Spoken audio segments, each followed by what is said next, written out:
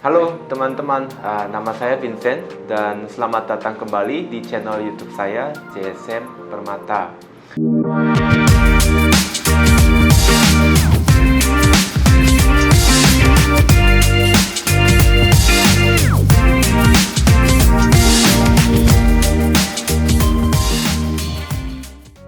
Hari ini saya ingin bercerita mengenai agamanya orang Korea. Hal ini jarang dibahas dan banyak yang penasaran. Agama mayoritas orang Korea itu apa sih? Apakah agama Buddha kah? Tapi kenapa gereja terbesar di dunia itu ada di Korea? Apakah ada juga orang Korea yang beragama Muslim? Penasaran kan? Kebanyakan orang Korea itu kaget kalau tahu kita orang Indonesia itu harus memeluk suatu agama yang mana agamanya harus sudah diakui oleh negara, serta agama tersebut harus juga dicantumkan di KTP. Untuk menikah pun kita harus prosesi secara agama dulu, barulah bisa dicatatkan di catatan sipil. Dulu saya pernah cerita ke teman saya tentang hal ini. Teman saya heran banget dan tanya kembali, kenapa harus begitu? Di bayangan dia, pemilihan agama seseorang kan sama saja seperti pilih warna favorit. Ya, misalkan saya suka warna biru atau merah. Kenapa perlu sampai dicantumkan di KTP? Itu kayak di KTP kita tulis warna favorit kita adalah biru. Tapi setelah saya ceritakan sedikit latar belakang mengenai Indonesia dan juga Pancasila, barulah mereka bisa memahaminya. Lalu bagaimana dengan negara Korea? Apakah setiap orang diharuskan untuk memeluk suatu agama? Jawabannya adalah tidak. Korea tidak memiliki landasan konstitusional yang mewajibkan seseorang untuk memeluk suatu agama. Jadi terserah masing-masing saja kalau mau punya agama atau tidak. Jadi kebanyakan orang Korea apakah punya agama atau tidak? Ini dari hasil survei di tahun 2021 dengan jumlah responden sebesar 23.000 orang dewasa, 50% mengatakan bahwa mereka tidak memiliki agama apapun. Sisa 50%-nya lagi punya agama dengan komposisi 20% responden memeluk agama Kristen, 17% agama Buddha, 11% agama Katolik, dan 2% agama lain-lainnya. Pasti banyak dari kalian yang heran juga, kok bisa lebih banyak yang memeluk agama Kristen atau Katolik? Bukankah biasanya negara Asia Timur seringkali lebih diasosiasikan dengan misalnya agama Buddha atau Konghucu? Ya, ceritanya dulu sampai abad ke-20, kebanyakan orang Korea memang masih meyakini agama Buddha dan Konghucu karena kerajaan yang berkuasa saat itu memang memiliki keyakinan dan menjalankan tata cara sesuai dengan agama Buddha dan Konghucu.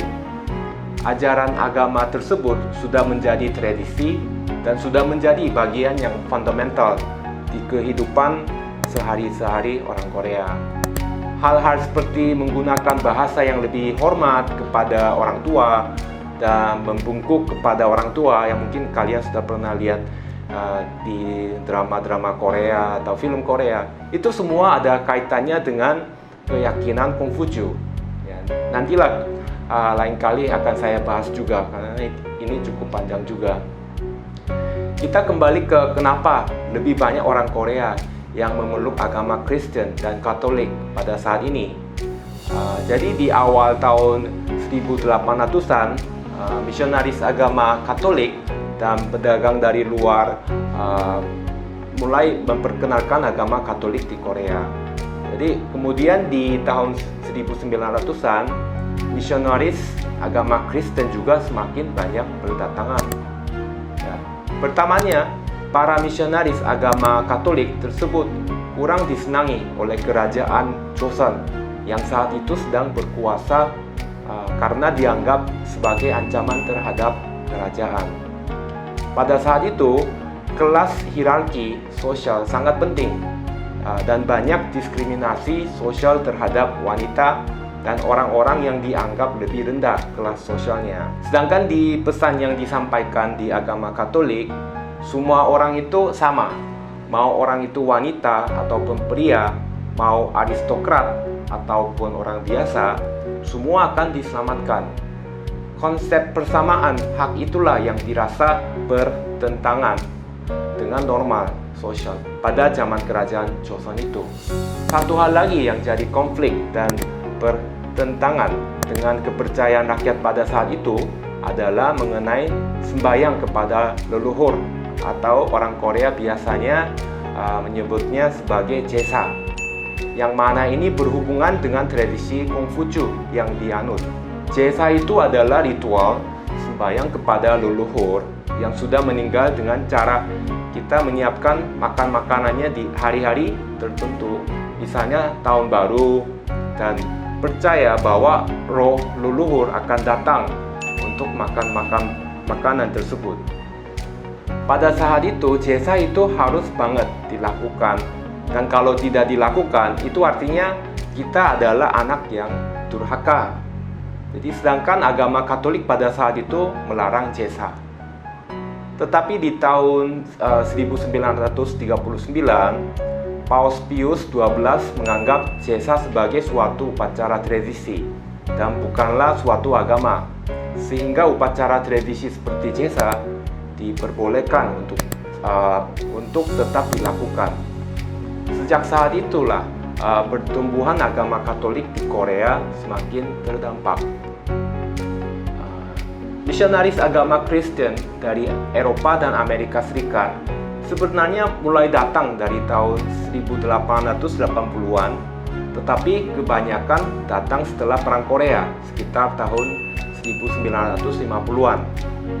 Para misionaris tersebut datang saat kondisi Korea sedang hancur, dan mereka datang memberikan berbagai bantuan seperti mendirikan rumah sakit, rumah tinggal, dan sekolah. Contoh institusi terkenal yang didirikan oleh misionaris dari Amerika Serikat adalah Universitas Yonsei dan Universitas Ewha yang sangat terkenal di Korea. Banyak dari almarhum misionaris yang sampai saat ini masih dikenang karena pengabdian dan cinta mereka kepada negara Korea. Agama Kristen berkembang dengan sangat cepat dan dalam kurun waktu 50 tahun sudah menjadi agama mayoritas di Korea. Bahkan gereja Kristen Protestan yang terbesar di dunia adanya di Korea. Namanya adalah Yeouido Sunbogum Gyoe.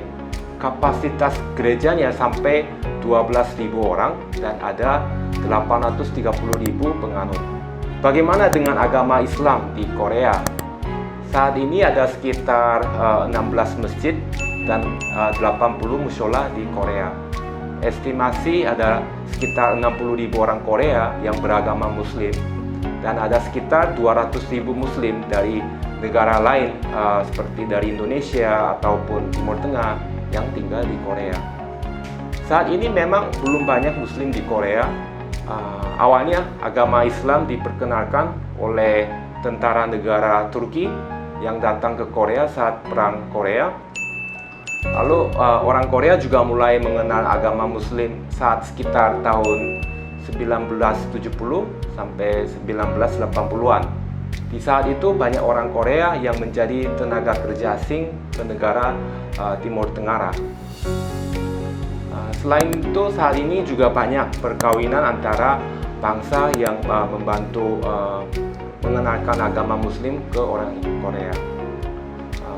Memang sejarah Islam itu masih belum terlalu panjang di Korea. Oke, saya rasa sekian dulu untuk kali ini.